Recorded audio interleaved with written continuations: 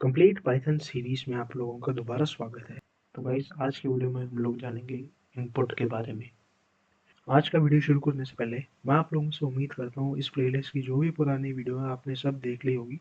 अगर आपने नहीं देखा तो मैं आपको स्ट्रांगली रिकमेंड करूँगा आप पहले वो वीडियो देखिए, ताकि जो भी पाइथन के बेसिक कॉन्सेप्ट हैं वो सब क्लियर हो जाए और आगे वाली वीडियो में आपको कोई दिक्कत ना आए।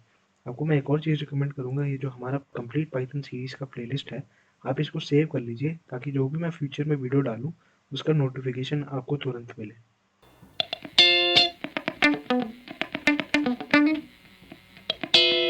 तो गाइस, सबसे पहले हम जानेंगे इनपुट के बारे में। इनपुट बेसिकली एक पाइथन का इनबिल्ट फंक्शन होता है जो हमारे यूज़र को एक एक्सपीरियंस देता है हमारी पाइथन स्क्रिप्ट के साथ इंटरेक्ट करने का। जो भी हम अपने पाइथन स्क्रिप्ट को इनपुट देंगे वो उस बेसिस में जो भी ऑपरेशन हम पाइथन स्क्रिप्ट में स्पेसिफाई करेंगे वो इनपुट के बेसिस में एक आउटपुट जनरेट करेगा। तो गाइस, ये हमारा इनपुट फंक्शन का सिंटैक्स। सबसे पहले हम एक वेरिएबल को इनिशियलाइज करेंगे और इनपुट फंक्शन को कॉल करेंगे। तो बेसिकली ये काम कैसे करता है, जो भी हमारे इनपुट फंक्शन में हम जो भी एंट्री देंगे उस चीज़ को वो हमारे वेरिएबल में वो स्टोर कर देता है। लेट सपोज आप इनपुट कोई अगर किसी का नेम दे रहे हो, उस नेम को वो हमारे वेरिएबल में जाके स्टोर कर देगा। अब चलो हम अपने कंप्यूटर स्क्रीन में देखते हैं इसकी वर्किंग के बारे में। तो वैसे चलते हैं हम अपने जुपिटर नोटबुक में। सबसे पहले कमांड प्रॉम्प्ट में जाके जुपिटर नोटबुक को ओपन कर लेता हूँ।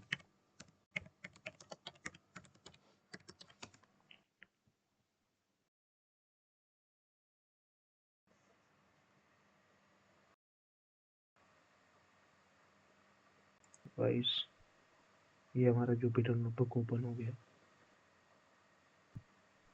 हमने ट्यूट1 नाम से एक पाइथन फाइल बनाया था, वही खोल लेता हूँ मैं अभी। ये रहा हमारा फाइल। ये मैं सेल ऐड कर लेता हूँ थोड़े। तो चलो सबसे पहले एक इनपुट ले लेते हैं। सबसे पहले हम एक वेरिएबल को इनिशियलाइज करेंगे। लेट्स सपोज ए नाम का हमारा वेरिएबल है और हम डायरेक्टली कॉल कर देंगे इनपुट फंक्शन को इनपुट। अब अब इसको हम जैसे ही एग्जीक्यूट करेंगे तो ये हमसे एक इनपुट ले रहा है। अब मैं यहाँ पे कुछ भी रैंडमली एंटर कर देता हूँ और एंटर दबा देता हूँ। अब हम ए को प्रिंट करके देखेंगे। प्रिंट ए। तो देखो गाइस, जो भी हमने यहाँ पे वैल्यू एंटर करी थी, इनपुट फंक्शन ने इस वैल्यू को ए वेरिएबल के अंदर स्टोर कर दिया है। तो गाइस, हम एक और एग्जांपल लेते हैं। वेरिएबल का नाम मैं नेम रख लेता हूँ। Name is equal to input, फिर नीचे लिख देंगे print my name is comma और नेम। तो गाइस, जैसे कि आप लोग देख पा रहे हैं, नेम में हमारा जो भी इनपुट वैल्यू होगा वो स्टोर हो जाएगा। और प्रिंट स्टेटमेंट में हमने एक स्ट्रिंग का यूज़ किया है जिसके अंदर माय नेम इज और उसके बाद नेम जो हमने वेरिएबल को इनिशियलाइज किया था वो प्रिंट करवा रहे हैं। तो हम जो भी इनपुट देंगे उसको, जैसे मैं मान लेता हूँ, मैं नाम दे देता हूँ PNDA पांडा। इसको एंटर करूँगा तो प्रिंट होके आ जानी चाहिए माय नेम इज पांडा। तो वैसे जैसे कि आप लोग देख पा रहे हैं, जो हमने एक्सपेक्ट किया था वही प्रिंट होके आ गया। मैं आपको एक अब मैं आपको एक और एग्जांपल देता हूँ। अब सपोज मान लीजिए मैं एक इनपुट लेता हूँ a is equal to input और दूसरा है b is equal to input. और सपोज मैं प्रिंट करवा रहा हूँ इन दोनों का सम। लेट सपोज a की वैल्यू मैं 1 दे देता हूँ और b की वैल्यू 2। तो गाइस, सबसे पहले मैं आपको एक चांस देता हूँ, आप गेस करो कि हमारा प्रिंट होके आउटपुट क्या आएगा। आप नीचे कमेंट बॉक्स पे लिखिए। अब मैं बताता हूँ, आपको एग्जीक्यूट करके दिखाता हूँ। देखो गाइस, आंसर वैसे आना चाहिए था 3, पर हमारे पे आंसर आ रहा है 12। तो क्या लगता है आपको ऐसा क्यों हो रहा है? मैं बताता हूँ आपको। तो गाइस, जो भी हमारा इनपुट फंक्शन है, इनपुट फंक्शन में हम जो भी चीज़ एंट्री देंगे वो हमेशा उसको एक स्ट्रिंग की तरह कंसीडर करेगा। तो जैसे आप इस केस में देख पा रहे हो, मैंने सबसे पहला इनपुट 1 दिया था, फिर b का 2 दिया था इनपुट। तो ये क्या बेसिकली कर रहा है, ये 1 और 2 को एक स्ट्रिंग की तरह कंसीडर कर रहा है। सबसे पहले हम यहाँ पे हम उसका टाइप देख लेते हैं, टाइप ऑफ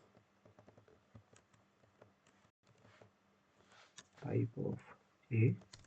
तो देखो गाइस, ए का टाइप वो स्ट्रिंग कंसीडर कर रहा है, तो उस वजह से ये बेसिकली क्या कर रहा है, इन दोनों स्ट्रिंग को ऐड करके दे रहा है। तो हमें अर्थमेटिक सम नहीं दे रहा है, ये उस दोनों स्ट्रिंग को कॉन्कैट करके दे रहा है। तो इसको सॉल्व करने के लिए हम क्या कर सकते हैं, दो चीज़ मैं आपको दो सोल्यूशन दिखाता हूँ इसके। या तो आप ऐसे कर लो, ए और बी को इनपुट लिया, मैं फिर से यही कोड लिख लेता हूँ, कॉपी करके नीचे पेस्ट कर लेता हूँ। ए और बी को इनपुट ले रहे हैं, और जब प्रिंट करेंगे हम क्या करेंगे, इंट ए और इंट बी। अब ये हम बेसिकली टाइप कास्टिंग कर रहे हैं। अगर आप लोगों ने टाइप कास्टिंग की वीडियो अभी तक नहीं देखी तो ऊपर राइट कॉर्नर में आपको लिंक मिल जाएगा, पहले आप वो देख लीजिए। तो ये बेसिकली क्या कर रहा है, जो भी हमारा स्ट्रिंग वैल्यू था उसको एक इंटीजर में कन्वर्ट कर रहा है, और उसके बाद हमारा प्रिंट ऑपरेशन परफॉर्म करेगा। तो ये अर्थमेटिक ऑपरेशन इस वाले केस में हो जाना चाहिए। इसको एग्जीक्यूट करके देखते हैं। सबसे पहले मैं एक वैल्यू देता हूँ ए की 1, बी की दे देता हूँ 2। हमारे पे प्रिंट होके आंसर आएगा 3। इसको हम एक और तरीके से भी कर सकते हैं, मैं सेम कोड को प्रिंट कर लेता हूँ। अब ए में इनपुट लेते समय ही हम टाइप को स्पेसिफाई कर देंगे। हम क्या करेंगे, सबसे पहले लिख देंगे इंट, फिर इनपुट, और सिमिलरली हम यही सेम चीज़ को कॉपी करके नीचे पेस्ट कर देंगे। अब इस केस में क्या होगा, जो भी हम इनपुट लेंगे, हमने फर्स्ट हमसे इनपुट ले रहा है वो ए, तो ए में हमने पहले ही उसका टाइप स्पेसिफाई कर दिया इंट। तो हम फर्स्ट नंबर एंटर करेंगे 1। अब ए में ये 1 को एक इंटीजर की तरह ही स्टोर करेगा। अब बी में मैं दे देता हूँ 2। अब बी में ये जो 2 है, ये 2 को एक इंटीजर की तरह ही स्टोर करेगा। तो प्रिंट होके हमारे पास आंसर आ जाने चाहिए 3। तो गाइस देखो, ये इस केस में भी हमारा बिल्कुल सही आंसर दे रहा है। मैं आपको एक और चीज़ बताता हूँ, ये इनपुट के अंदर आप कोई भी स्ट्रिंग यूज़ करोगे, जैसे कि एंटर फर्स्ट नंबर, तो यहाँ हम बी में दे देते हैं एंटर सेकेंड नंबर।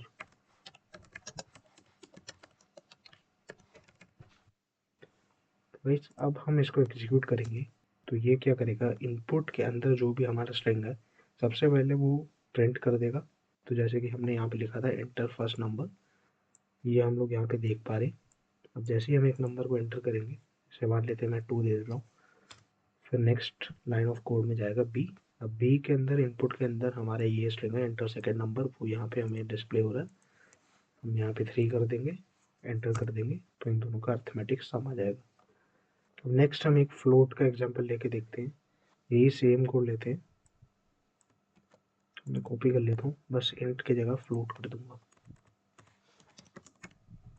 फ्लोट, इसको भी कर देंगे फ्लोट। मैं यहीं पे 2 और 3 देता हूँ, तो प्रिंट करके हमें ये डेसिमल वैल्यू में नंबर दे देगा। 2 और 3 का सम किया और इसने डेसिमल फॉर्मेट में हमें डिस्प्ले कर दिया। तो गाइस मेन हमें इसमें यही याद रखना है, जो हमारा इनपुट फंक्शन होता है वो जो भी एंट्रीज जो यूज़र उसको प्रोवाइड करेंगे वो उसको एक स्ट्रिंग की तरह कंसिडर करेगा। अगर हमें कोई ऑपरेशन वगैरह परफॉर्म करना है या हमें जो भी इनपुट चाहिए वो किसी और डेटा टाइप में चाहिए, तो हमें टाइप कास्टिंग का यूज़ करना पड़ेगा ताकि हम उस चीज़ को एफिशिएंटली परफॉर्म कर पाए। तो गाइस आज की वीडियो में इतना ही। मैं आशा करता हूँ आपको आज का कॉन्सेप्ट समझ आया होगा। अगर आपको कोई भी डाउट्स वगैरह हो तो आप नीचे कमेंट में मेरे को टेक्स्ट कर सकते हो, मैं आपको फॉर श्योर रिप्लाई करूँगा। अगर आपको वीडियो अच्छा लगा हो तो आप लाइक कर देना। आप 2-3 वीडियो देखिए, अगर आपको कंटेंट वगैरह समझ आ रहा हो तो मेरे चैनल को आप सब्सक्राइब कर लीजिएगा। तो गाइस आज की वीडियो में इतना ही। Thanks for watching, have a great day.